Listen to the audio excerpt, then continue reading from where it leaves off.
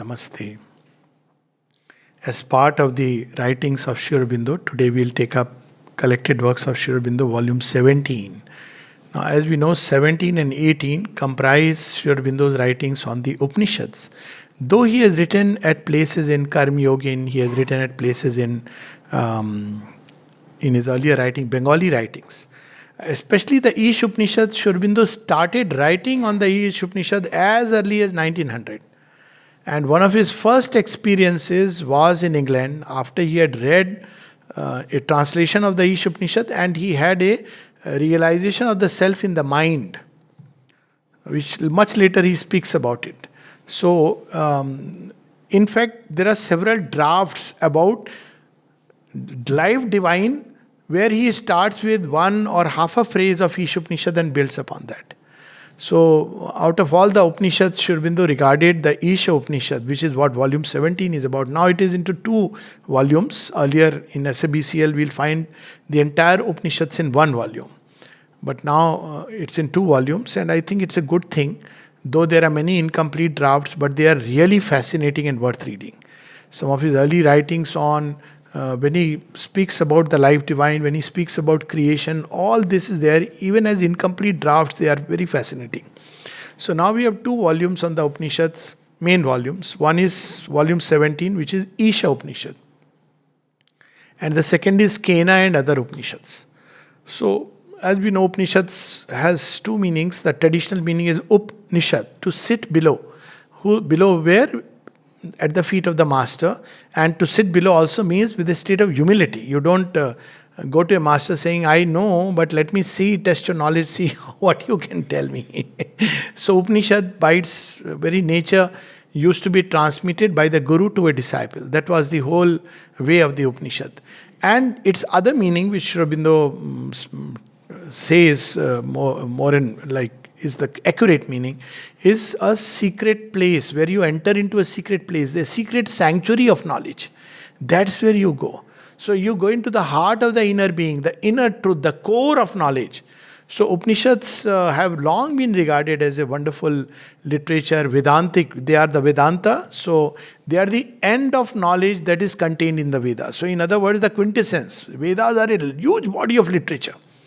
So out of that, there were people who culled out some portions. And they said, okay, this is about like what is the highest, supreme knowledge that they took out. Now later on, the older Upanishads are the ones which are regarded as the principal Upanishads, Mukhya Upanishads, because they are more in touch with the Vedic lore. The later Upanishads, they became, there are plenty. Some people say 200, some say 108, sacred figure. And more people wrote new Upanishads. But in its origin, these Upanishads were culled out from the Vedic texts. And as if they were like the most essential portion. It's like if you have to compile a book like The Life Divine. So you pick out some few fundamental ideas which are key. Now, Life Divine is not the correct analogy because life divine, everything is uplifted. It's not about karma kand. But still, like for instance, Mother took the last 6 chapters of the life divine. Triple transformation. These are key chapters. So it doesn't matter whether you know about rebirth, order of the worlds or not, but these are key chapters. So similarly, the Isha Upanishad is regarded as the oldest Upanishad according to Sri Aurobindo. I am not talking of other authors with different opinions and viewpoints, but it belongs to the ancient period when Upanishads were still in connection with the Vedic texts. Later on, the later Upanishads started focusing more on the Karma Kand and more on the outer. They couldn't touch that core, but Isha Upanishad touches that core. There is another interesting thing about Isha Upanishad, why this is a separate volume and Sri Aurobindo gave so much importance to it. First publication is in 1910. Subsequently 1911, 12, there are several drafts. This volume is from 1914 to 15. That is the final version which he took out through the Arya. So, Isha Upanishad, Sri Aurobindo regards as the foundation for the divine life. Why? Because what really is divine life, in very simple terms, it is reconciling divine and life, if you want to put it more simply. Why? Because life seems to oppose or move in one direction, and divine is totally different. He is purest, holiest of the holy, omniscient, omnipotence. Life is struggling, weak, maimed, prone to errors, ignorance, suffering.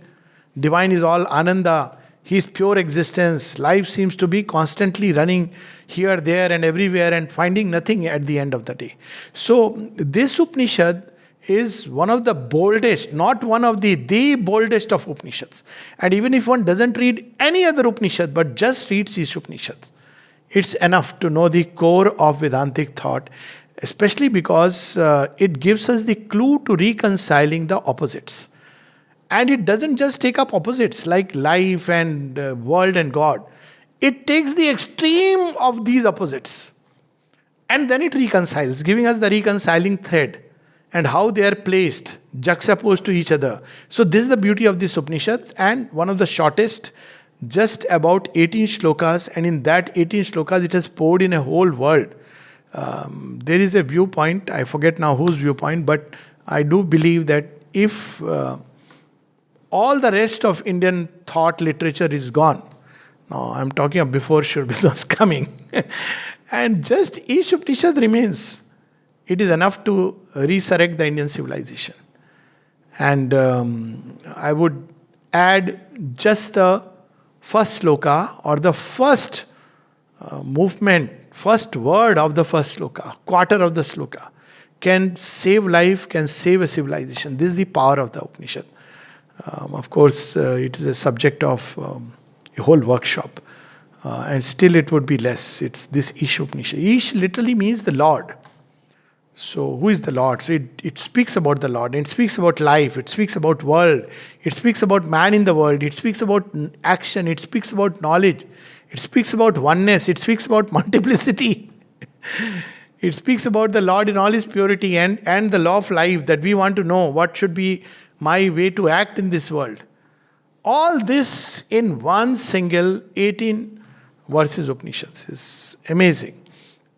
So this is the Isha Upanishad, and this is one part of this book. Then there is another part of the book which is, this is complete. There are fragments, out of which one which is at least my all-time favorite, and I want to read some of the passages from that also, is Isha Upanishad.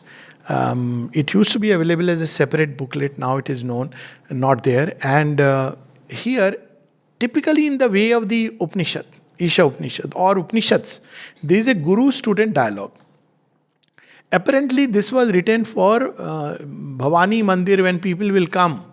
So they need a book, like a handbook, that they want to be connected to yoga and yet they want to fight against the Britishers. So what should be the basis of their action, principle of their action? So it seems that Sri Aurobindo wrote the Isha Upanishad for human beings who would eventually join at some point of time this battle, the Kurukshetra, which was going on, and they would have this as a small booklet. This is incomplete because Sri Aurobindo has taken up only the first 7 slokas. But it is enough to, what shall I say, mind-blowing, awe-inspiring, jaw-dropping, head-opening, everything. We'll just read a few passages. Those passages are amazing in terms of just meditating on those passages. Is reading them is uplifting. I'll give just one example of a passage. We'll read lift your eyes toward the sun. If you are down in the dumps, totally gone into the ditch, just read this, lift your eyes towards the sun. And then read that passage, which we'll read today. It's like you are instantly rejuvenated. So he speaks about these things, and that guru-student samvad is very beautiful in the terms of it takes that more modern format where a student asks based on some Western thinkers, European scholars, and so on and so forth. Shankaracharya. Now, speaking of Shankaracharya, this Upanishad is a very interesting history, because this Upanishad seems to entirely contradict the illusionistic thought. So, people took 2 approaches. One was the one taken by Shankaracharya. They tried to actually even play with words to give it an illusionistic meaning. Because try as you may, you can't, it is so forceful and life-affirming Upanishad that you can't give it an illusionistic meaning. So he tried. And others went one step ahead. They completely eliminated it from the list of Upanishads. Otherwise, it comes from a portion of the Shukla Yajurveda. It's a portion culled out from there. So this is the power of this Upanishad. So if one wants to read Upanishad, forget about everything else. Just read the Isha Upanishad. Time is short. If there is just one day to live, read Isha Upanishad. I am saying best is, of course, you read Mother Savitri. But I am saying before the advent of that, typically a Hindu person who doesn't believe in anything, please read just the Isha Upanishad. This is a one-day reading. Or let somebody read out to you. You will probably wake up from the deathbed and say, I want to go for action. Really, that is the power of the Upanishad, this Upanishad. So, there are a lot of meanings which have been twisted and all, and that's not the approach we are taking. And besides, it's about the writings of Sri Aurobindo and not about the... Where is it? There it is. So, and not about the scholarly debate about Isha Upanishad. So, we come straight to it. So, we'll see that these shlokas are arranged in a certain sequence where there is an attempt at reconciliation. So, first effort at reconciliation is between the Lord and this world. So, this world is constantly changing, ever changing. And there is the Lord who is the supreme inhabitant. So, what is the relation of the Lord and this world? And Sri Aurobindo puts it right in the beginning. Isha Vasyamidam Sarvam. He is the Lord of all this that is. All this is his dwelling place. He has built all these dwelling places out of his own force so that he can dwell into it. Each is a mansion of the Lord, from the minuscule atom to the galaxies and all the worlds, countless worlds. He has built it for his own dwelling. Okay? Isha Vasyamidam Sarvam. I'm not going to do the Sanskrit of others because that's a separate subject. Isha Vasyamidam Sarvam Yat Kincha Jagatyam Jagat. And Sri Aurobindo dwells upon this Jagatyam Jagat. Jagat is not just earth, but everything that is in motion. Everything from the atoms to the galaxies, everything. Even the gods are in motion, as the Upanishad will tell us. And it is meant for the habitation of the Lord. Okay, wonderful. Such a wonderful hymn of praise of the Lord. What should I do, sir? You don't forget that you are a portion of the Lord. You are the Lord. That's what it will say. So, okay, what next? Experience, live in this world with delight. On what basis? So it gives a practical, see the power packed Upanishad. Tena tyaktena bhunjita. By renouncing enjoy. It is reconciling renunciation and enjoyment in just quarter of a phrase. Renounce and thereby experience delight. And this quarter's sloka can become a whole lifetime sadhana. Renounce what? Nothing outward. Because the next sloka will reaffirm us. Nothing outward. Don't renounce action. Don't renounce people, world. Nothing. Why? Because that is for the habitation of the Lord.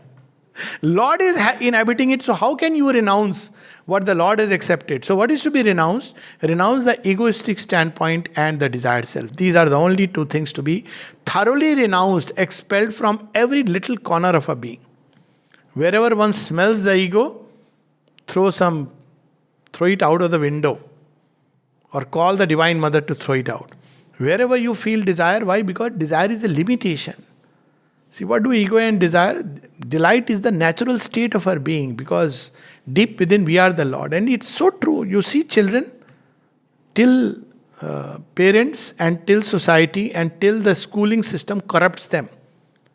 Literally corrupts. That only if you do this, only if you have this, can you be happy. Till then they are naturally happy.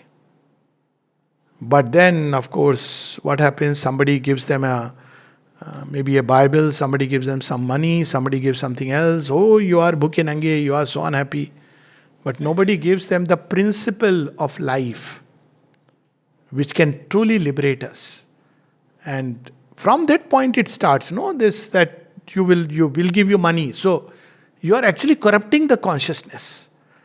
Whereas it's not money which will make us happy. There are plenty of things can be spoken about it. Tena tyaktena bhunjita. Renounce the desire and you see you'll be happy. It's actually 1 hour of practice one can experience it. And there are many practical things. One of the first things that the mother, in 1914, She would say that just do 1 hour of selfless work. That's all that is required. Of course, if your whole life can become that, so wonderful. So, ten takten bunjita. From that it comes magrida kasusita. Now, why you want to possess somebody else? This possessiveness, this wanting to control. This is mine. I must have it. I must take it. Because it's not yours. It is the Lord's. Don't live in this illusion. This illusion will one day collapse and bring much pain and misery. So the day we deal with life, knowing it belongs to the Lord, everything else will flow naturally from it. How will we deal with earth? It belongs to the Lord. Will we not worship it? How will we deal with human beings? Will we be harsh to them? Will we be abusive? Will we be whatever we do? No, because they belong to the Lord. Lord dwells in them. How will we deal with plants and animals and earth and even material objects? We'll deal with them beautifully, consciously, because Lord dwells in that. How will we deal even with our own body? Will we abuse it? No. Why? Because the Lord dwells in it. Everything comes from this. So as I said, this one can save. But the Upanishad is not satisfied, the Rishi, just by saying this, because he knows human beings will twist. So he further affirms, Kurvannevi karmani jiji visheshatangsama. Verily you must live for 100 years. Doing verily works in this world. One should wish to live 100 years. Oh God. Not 100 years of a retirement, enjoyment. No, verily works in this world. Why? Because Jagatyam Jagat. It is all meant for habitation of the Lord. Keep building mansions for the Lord. What a beautiful, powerful philosophy it is. You must wish to live for 100 years. And Sri Aurobindo says that people often regard works as a bondage. He says, yes, when you do it in ignorance, then it is a bondage. But when you do it consciously without the ego and desired self, knowing that it is for the Lord. Now you see from there all these doctrines come, offer, remember, consecrate, nishkam karma, everything comes from this principle. And then you should wish to live like that. Thus it is in the further affirms, not satisfied only with this. Thus it is in the and not otherwise than this. Action cleaves not to a man. So if you live this way, action will not hold you in bondage. And Sri Aurobindo goes on to describe the state of Jivan Mukta in this very volume, elsewhere, one of the incomplete writings fragments. He says, a person may be a yogi, he may be a seer, and yet he may not be free. But because he may be realizing the union, not fully realized, somebody asks him that, what if about yogis who fall? He says, but a Jivan Mukta is free even though he is doing all the works in the world. Why? Because inwardly he is free. Outwardly he is engaged with the world, going through all its things, and yet inwardly he is free. He knows who he is. That's the Jivan Mukta. And the Upanishad is not satisfied even with this. So it further goes on to confirm. What about those who don't take this path, this wide path? Sunless are those worlds and enveloped in blind gloom, whereto all they in their passing hence resort who are slayers of their souls. So there is a lot of thing about it. It, of course, in a simple, straight way is that those who commit suicide. But what is behind suicide? Acute egoistic state. That's what the mother says. Depression is an acutely egoistic state. And she says, whenever you are depressed, tell yourself, I am in a state of acute egoism. Me, mine. And eventually, what is this state of me and mine? Extreme acute egoism, slayer of the soul. We are moving away from it. So what happens when we leave this world in that state, when we die and depart like that? We go into worlds of gloom. Sunless are those worlds.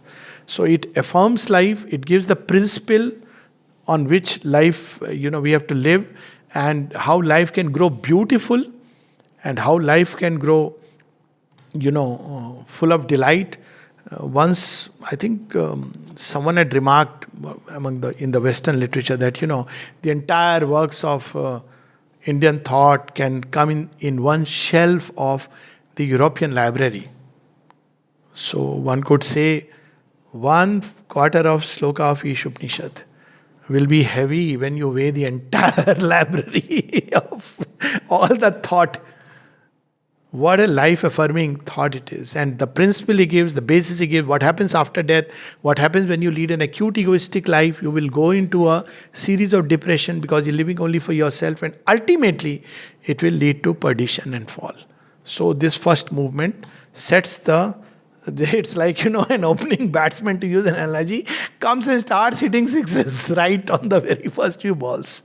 That I am not here to just defend myself, I am here to stay and play well and play with delight. So it's like that. Then come the next series of slokas which further take it. That's the plan in the Gita also we see.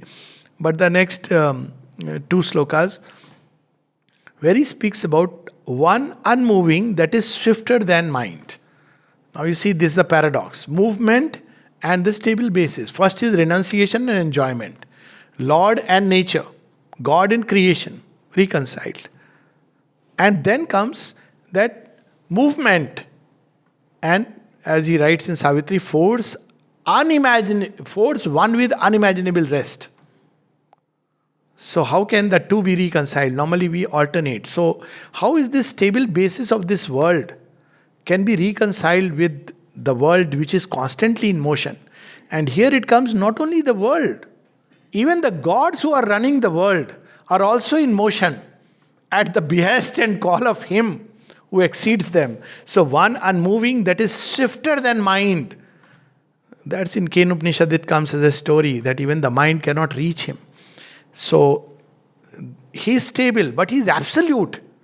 So the gods cannot reach him. They keep on expanding the circle, and as they expand, they believe they are near, and he appears again far. So that's how they reach not, for it progresses ever in front.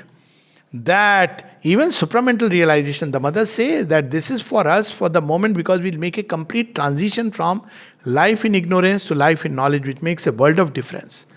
But she says, but it will keep unfolding because he's infinite. Where will we fix a term or an end to the divine unfolding?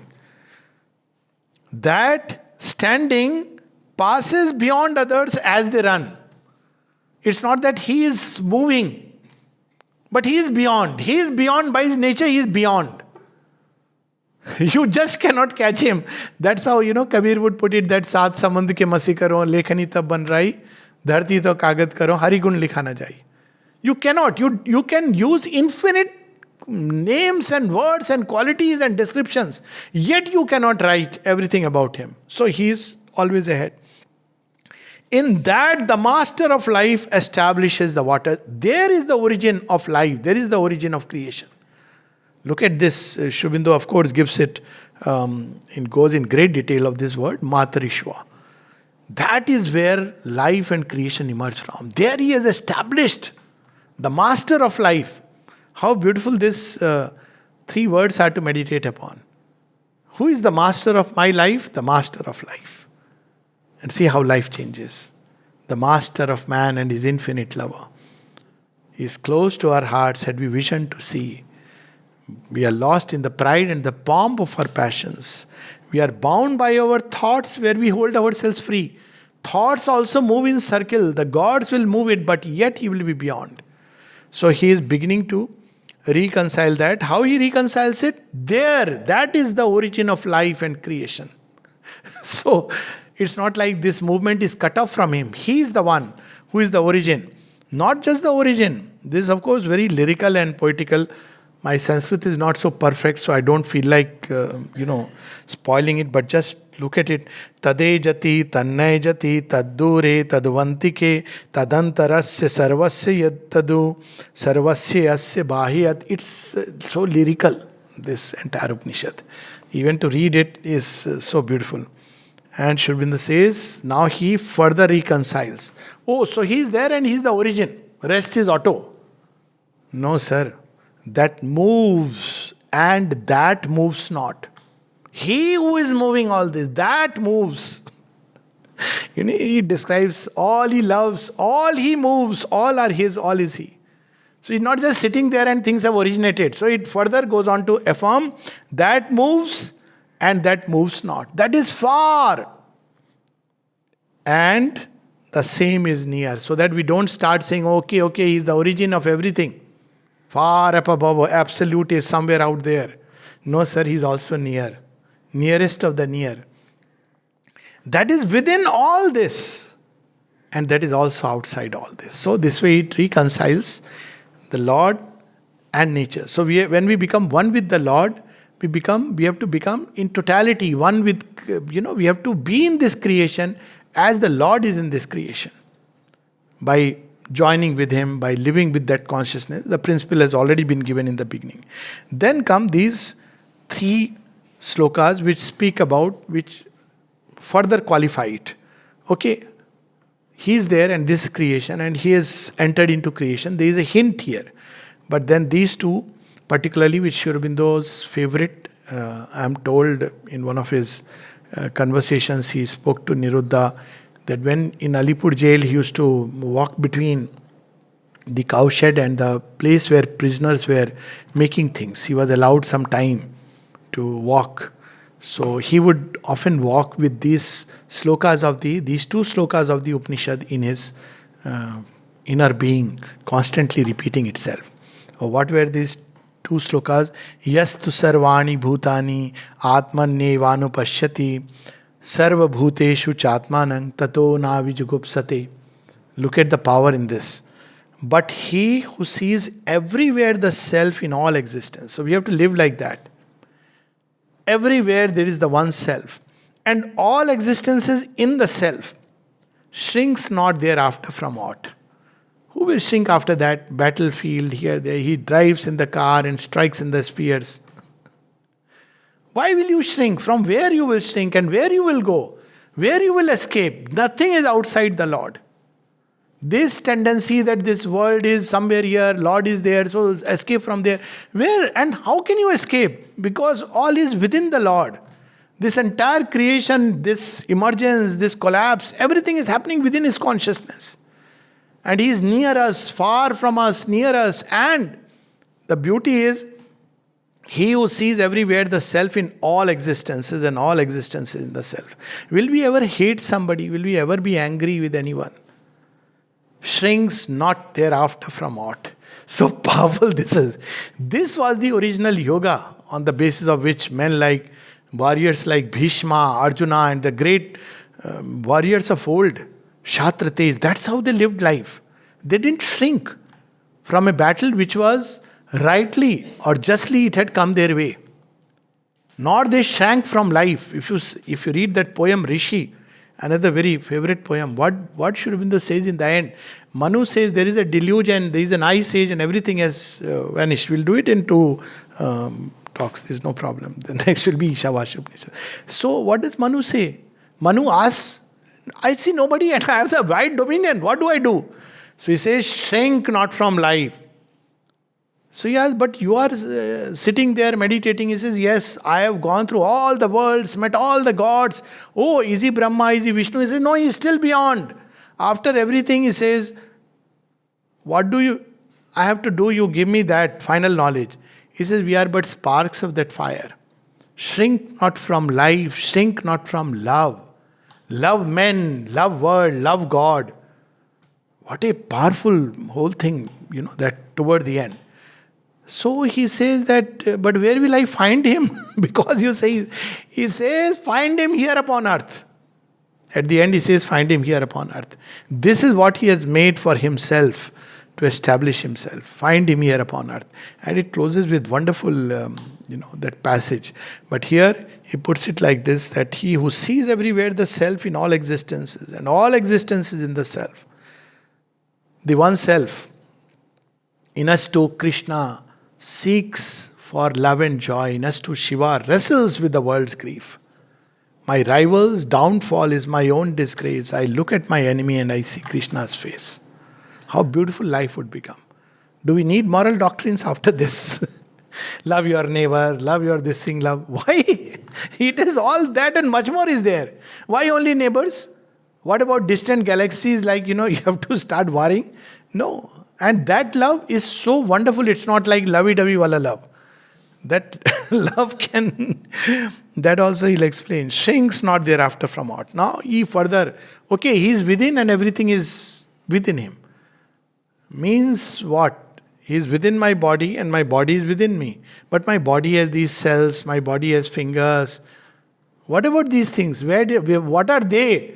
So he says, He in whom yasmin sarvani bhutani atme va bhut vijanata tatra ko moha ka shoka ekatvam anupashyata. He in whom it is the self-being that has become all existences. He knows that every cell of the body, see the basis of divine life and the yoga of the cells, everything is presaged here. Everything, every atom of existence is nothing else but he has become all this. He is not just being, but he is also in the becoming. The thing that he is reconciling here is being and becoming. All this becoming. So, we look at separative consciousness. Oh, this fellow died, that person is born. But for the Lord, it is He who takes birth in bodies and it's He who draws away those bodies into Himself. That is a vision on the battlefield of Kurukshetra. We feel very responsible with headaches. So here comes He in whom it is the self-being that has become all existences that are becoming. So He is reconciling these two. For He has the perfect knowledge. He who knows this has the perfect knowledge. Not just that there is God and you pray for Him and to Him and not pray for Him.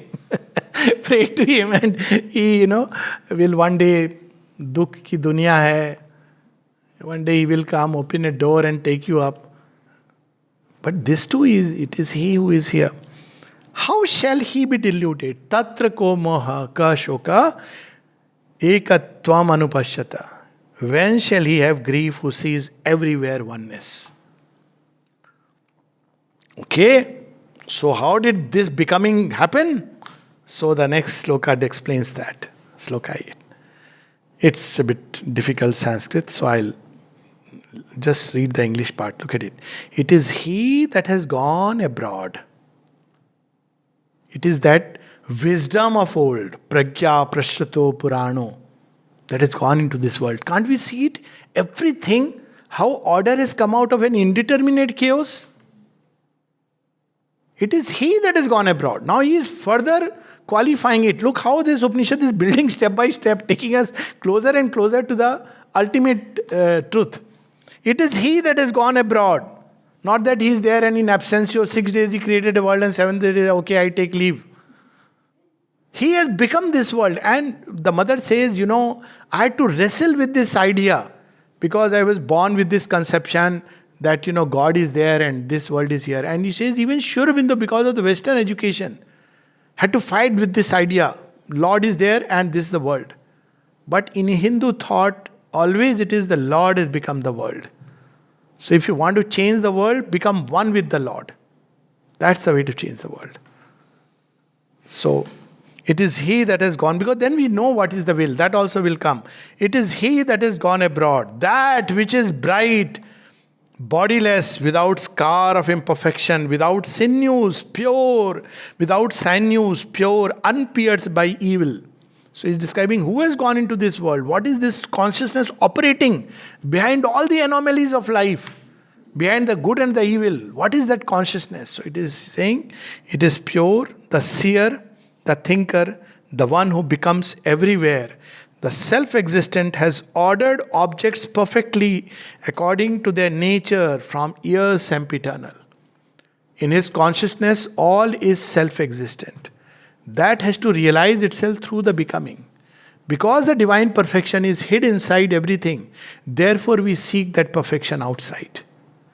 It means that fundamentally all of us have deep within the divine and the divine nature. Nobody is fundamentally wicked or sinful, all these ideas. Fundamentally we are all deep within divine.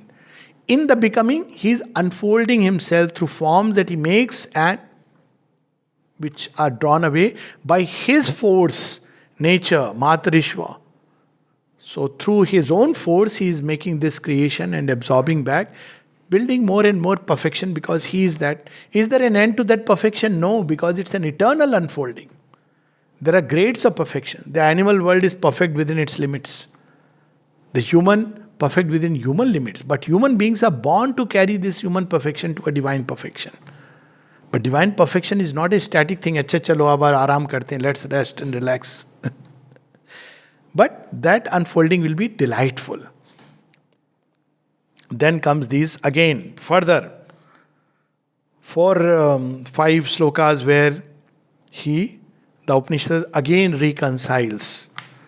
Nowadays, there is this tendency that, escape, this world is a snare, rebirth, cycles in which you are caught, trapped, they are a prison. So it says very powerfully, Andham tama pravishanti yo avidyam upasate tato bhuya iva te samo ya uvidyayam rata. What is it saying? Into a blind darkness they enter who follow after the ignorance. Illusionists will say, see, that's what we are saying. People who act under ignorance, they are into blind darkness. But the Upanishad says, hold on. They as if into a greater darkness to devote themselves to the knowledge alone. Kya baat ho gayi? What is this? That is a greater darkness, yes, blinded by the light. See what happens if there is too much light? You can't see the different. That's why the supermind can reconcile the being and becoming. If you go into that utter oneness, you lose hold upon this. That's what many of these yogis did. And they said it doesn't matter. Nature you can't change. Let it just flow. There are paramahansas like that who allow things to pass through their nature and they are not affected. Yes, sir, they are not affected, but they are not fulfilling the work in creation for which they are here. So here it is, into a blind darkness they enter who follow after the ignorance, the ignorant ways of humanity. They as if into a greater darkness who devote themselves to the knowledge alone. Ab hum ashram mein aa gaye. Now, I'll be away from. That's why this ashram is not like that. Sri Aurobindo says, I had to use the word ashram because I want a better term. He says, ashram here comes from the root shram, to labor, to have effort. Then he says, again, reconciling now what? Knowledge and ignorance. So ignorance is meaningless? No. Ignorance prepares us for knowledge. There is another kind. Because then it'll be okay, fine. There is ignorance, there is knowledge. How do you reconcile the two? So it says, other, verily it is said, is that which comes by the knowledge. Other, that which comes by the ignorance. This is the lore we have received from the wise who reveal that to our understanding. So, if you just cut yourself off from this, you will never understand the workings of this world. And Sri Aurobindo brings it out very beautifully that what is the yogin's, how will a yogin work with art, science and all those things? He says a yogin, when he deals with science, he will try to understand the lines of forces, the way, what is science? It's a play of forces. So like in Sankhya, you have these Panch Bhoot which create this world. So he wants to understand things from a deeper and deeper perspective and then is filled with wonder by the ways of the divine. That is his aim. Now, if you don't enter into this ignorance, you will never know it. You will just summarily dismiss it. It's all virus, it's all illusion, it's all this, it's all that. But when you enter, you actually enter into the details through which divine is working. The becoming itself is so fascinating. It gives us the integral knowledge of the divine. And then, what else? In art. Art will be a means to express the all-wonderful. Music, singing, everything. To worship the all-wonderful. And that's what in the Indian thought it was there. Everything owed its origin to some, language. Everything in its origin belonged to, the divine from where it flew. So in the ignorance, you have one kind of knowledge. You can't get it if you just cut it off and cut the knot and say, okay, I belong only to... It's very beautiful, but Bhaj Govindam, Bhaj Govindam, Bhaj Govindam mood madhye. Because something comes next is similar to that. So how we should act? Vidyancha vidyancha yasta dvedo bhayam saha. Look at the power of this. Avidyam mrityum tirtva vidyam amrutam ashnute. Now Vidya is oneness. Oneness is what? Let's take an example, practical example. Tiger leaps upon a deer. Oh, bichara deer. Look at tiger. You start. But what is that force which leaps in a tiger? That force is he. What is the force that gives the deer swiftness to try and escape? That force is he. He is playing with himself. Now, this is one example of oneness. Behind everything, even that's what the Sri Krishna says, behind even the intelligence of the person who is playing the dice. I am there, clever-minded. I am the intelligence even of the clever. He may be misusing it, that's a different thing altogether. But still, I am there, and all of it comes from there. So, while he who knows that as both in one, the knowledge and the ignorance, Sri Aurobindo describes in Savitri in Secret Knowledge very beautifully. And knowledge and ignorance are their eyes interchange. When Purusha or Prakriti, one of them, they are playing with each other, one shuts the eye, then it is ignorance. When they look at each other, it is knowledge. So, you see, that's how Vishnu creates the world when he is sleeping. He who knows that as both in one, the knowledge and the ignorance, by the ignorance, crosses beyond death. Ever seen this? This paradox used to always strike me. Everybody says कि दुनिया से जाना है, escape करना है, nirvana, all this stuff, But everybody will say, sadhana is done only in the body. Are, what does it mean? It's a trap. According to you, then it has to be done within the body. Why? Because the soul grows through this entire experience. That's how it is ready to enter into the state of immortality. By the ignorance crosses beyond death, and by the knowledge enjoys immortality. It's not like it enters into extinction. It enjoys immortality. Here, in the realm of death, in the realm of ignorance. And it further, qualifies. It knows that human beings are highly analytical minded. But Upanishad's plan is never to argue and discuss and debate. Great truths intuitively are given to earth and man to reflect upon and realize them. So again, first was Andham Tama Pravishanti, Ye Avidyam Upasate. Now comes Andham Tama Pravishanti, Ye Sambhutim Upasate, Tato Bhuya Iva Te Tamo, Va O Sambhuti Amrata. Into a blind darkness they enter, who follow after the non-birth. They, as if into a greater darkness, who devote themselves to the birth alone. I just want to, my life here, my life of ignorance, my little family. And the other who say, this is nothing. I have no wife, no child, nothing. I am just an Atma. But for food, I need my wife. For giving me respect, I want my son to give me respect and look after him. But I am an Atma. Look at the falsehoods that creep in. So, Atma is Atma. No, it doesn't need. So here he says there are two ways. Men devote themselves either to cutting off the cycle and entering into non-birth, or they engage themselves into the birth, and both are darknesses. Other, verily, it is said, is that which comes by birth. There is something which comes only by birth. You can't get it by being there. Gods don't have it, what human beings have it. And he'll describe what is it. Other, that which comes by the non-birth. This is the lore we have received from the wise who reveal that to our understanding. Look at the melody, which flows. And then he says, just like avidyancha, vidyancha, sambhutincha, vinashascha, he who knows that as both in one, the birth and the dissolution of birth. What is dissolution of birth? Is it the dissolution of existence? No.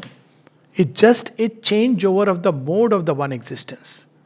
It is the same existence which changes modes, and ultimately that stable basis comes back again. He who knows that as both in one, the birth and the dissolution of birth. By the dissolution crosses beyond death, and by the birth enjoys immortality. He knows. He who knows this. He is not afraid. He doesn't shrink from birth. Because he knows that birth and death are only processes of the outer being. Even the mind doesn't die. Life doesn't die, existence doesn't die. Even matter doesn't die for that matter. It simply disintegrates, changes into energy form, that's all. So he is conscious of his immortality. And when you are conscious of your immortality, you are not afraid of birth. You enjoy the immortality. Look at this. Otherwise, oh, sansar mein aa gaye, oh my God. Till you get the first chocolate, and after that, so many chocolates nature keeps giving you. You will go to listen to the lecture of the Babaji, you will say, this is mithya. And as you come out, you are accumulating all the mithyas. Man is not made for that. It is meant for something much greater. So then how should we act in this world? Okay, all this is fine.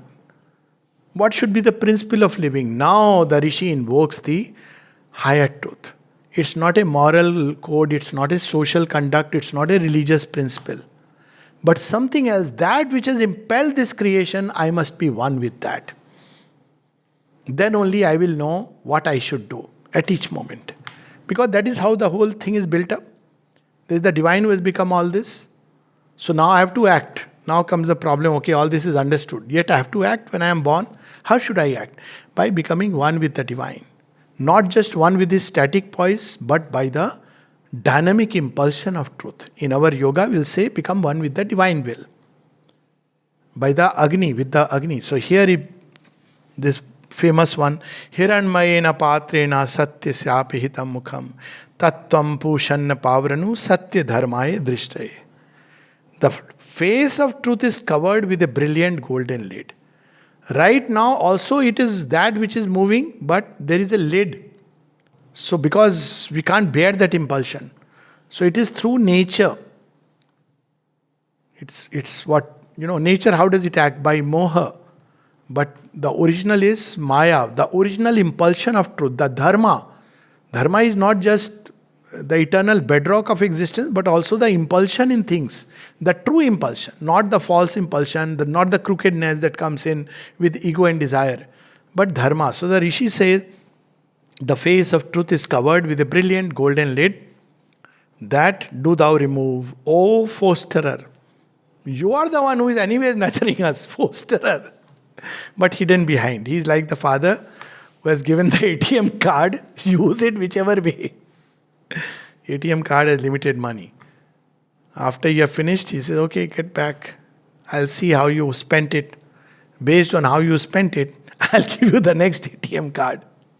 If you have spent it well, he gives us a little upgraded global card. If you have spent it very miserably, he'll hand out some checks to us. Time to time you cash it. Now this is not about money, but about our inner being and its capacities. But if we have become one with the Father at our call, then he doesn't have to give ATM card. He says, okay, you pick up ATM. I'll do the needful. Because now we have become one with the Father. So he says, remove that lid, O fosterer. He is the fosterer. For the law of the truth, for sight. Not by thought can we know it, but by sight. Awaken that sight within us. Seer will. The sheer vision, how you are looking at this world, how you are impelling this world, give us that sight. So the Rishi is praying. And there is absolutely in Savitri lines which ring like that. O truth defended in thy secret sun. Exactly. Hiranmayena patrena satya sapidamukam. So yes, now that lid has been removed. It's true. So the prayer has been answered. Yet, we have to, now it is active upon this earth. Now we have to align ourselves with it. So what is the way to align ourselves with it? But before that, he further describes, O fosterer, you see how this idea that there is just that guru sitting out there on the parapet and with all the full malas, how is the divine? Sri Aurobindo says in this yoga, we don't use the word, it's not common to use the word guru. Because we are relating with the divine, and with the divine you can relate in so many ways. Here the Rishi relates, O fosterer. He is the one who is our father and mother who takes care of us, fosters us, the cow of plenty. O soul seer, you alone know the truth. O ordiner, you have arranged these things in the right way. O illumining sun, O power of the father of creatures. So you are the mother. Mother is the power of the father of creatures. Marshal thy rays. Draw together thy light. Absolutely hinting at the supramental. Because it's only in the supermind that all these rays are marshaled together and then distributed. Marshal thy rays. Draw together thy light. The luster which is thy most blessed form of all. That will later on give rise to, of course, what we know today is Sri Aurobindo's Gayatri. Marshal thy, the most auspicious form. That in thee I behold. So, how am I relating with you? As all these things. You are the fosterer, you are the ordainer, you are the one who has set into motion everything.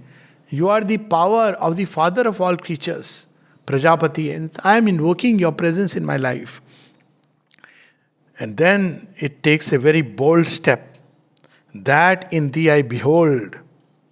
And the bold step is Soham Asmi. Never a more powerful sentence has ever been uttered. The Purusha there and there, he am I. Because my dad, my mom, he am I. It's one of the boldest utterances ever found anywhere in any literature. He am I. Okay, it's my secret truth. I have not become it. So it tells us the way to arrive at that in the next couple of slokas. But first thing is, he am I. So wonderful. How am I to realize it? So the Upanishad goes further. The breath of things is an immortal life, but of this body, ashes are the end. Identify with the bodily self, with the De Atmabodh, you'll lose it. So what we are to identify with it? Om, O will, Om Kritosmar, Kritam Smar, Kritosmar, Kritam Smar. O will, remember that which was done. Remember. O will, remember that which was done. Remember. Don't be identified with this. Identify with the immortal portion, the eternal portion within us. That which took the plunge into this. And if you do that, then you will start living by the law of truth in this world. What about sin and evil? That are also there, no? Okay, you identify, but crookedness is there in human nature. So now that Surya which is there is here as Agni, as the divine will in each element of creation. There it is the law of truth, the vast, the infinite. Here it is as the divine impulsion, divine will in every creature. So now he says, Agni Naya Supatharaye Asman Vishwani Deva Vayunani Vidwan. O God Agni. This Agni is of course the inner flame, the divine will in man, the flame of aspiration burning in the soul, knowing all things that are manifested. Lead us by the good path to the felicity. Be the guide, inner guide. Because there are several paths to felicity.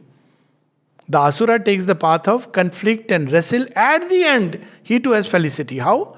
By abolishing his ego in the wrestle of God. He is finished. And the moment he is finished, he says, I am one with the Lord. But that's not the path for man, not the path of wrestle, but the path of embrace. He says, lead us by the good path to the felicity. When Agni burns, it burns away all the sins and impurity. Remove from us the devious attraction of sin. What is sin? To turn away from the law of truth. As simple as that. There is no definition of sin. Turn away from the law of truth basically means lead a life of egoism and desire, only thinking about yourself. That's opens to sin. Lead a life wanting to manifest the divine will in one's life. You are on the straight path to felicity. To the completest speech of submission we would dispose. So you see, Karma Yoga is there, Jnana Yoga is there, now Bhakti Yoga comes. I submit myself completely to thee, O thou who dwellest in the heart. And with this wonderful Upanishad closes, 18 slokas which reveal the entire secret. I think it was worth spending a whole thing on Isha Upanishad. Next time we will read that some portions from the Isha Upanishad. Thank you.